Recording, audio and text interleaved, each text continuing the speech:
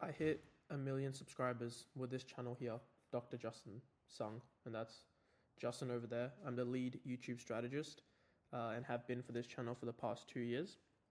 And in this video, I'm going to tell you why this number didn't really mean a lot to me.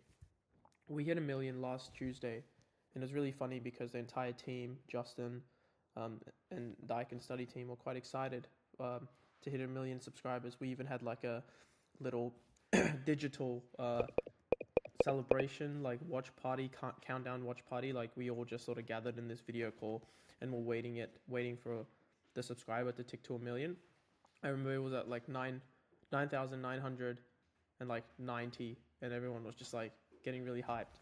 And we hit 1 million, and I was just smiling, not at the number, but at everyone else and the entire team who was just so happy as a result of this number.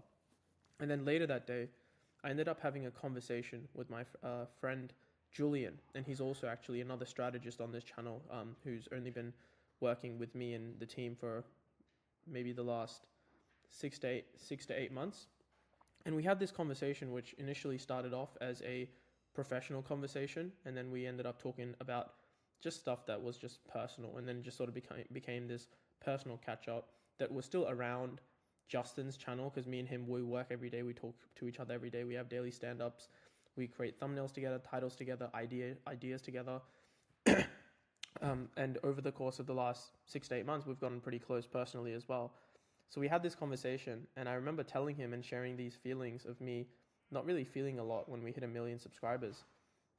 And there was this moment that was quite powerful, is at the end of that conversation with him, it was about 30-40 minutes of like just talking about life and personal things.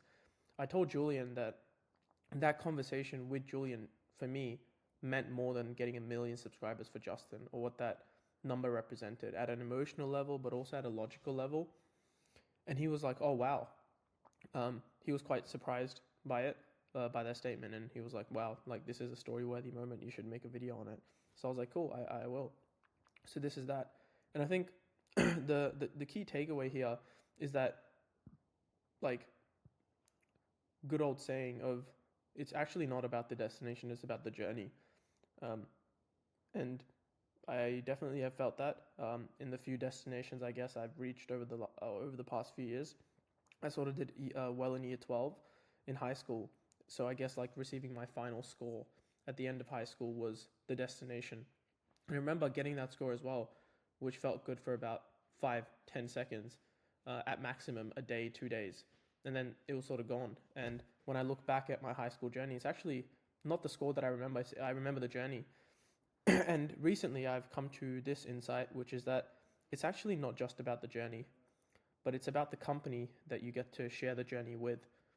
And that's the insight that I wanted to share with you today, which is that oftentimes, even if you don't get to the final destination, and even if the journey is really shit, if you have good company along the way, usually,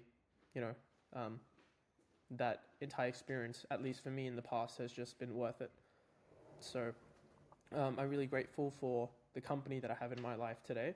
And as a result of it, it sort of takes the pressure off of getting to those destinations that, I'm aiming towards and trying to go towards, just because regardless or not, if we get to the final destination, I'm on this journey with a very like high quality company that I really care about. And honestly, that's the sort of stuff in life that for me makes life worth doing. Hope you found that helpful.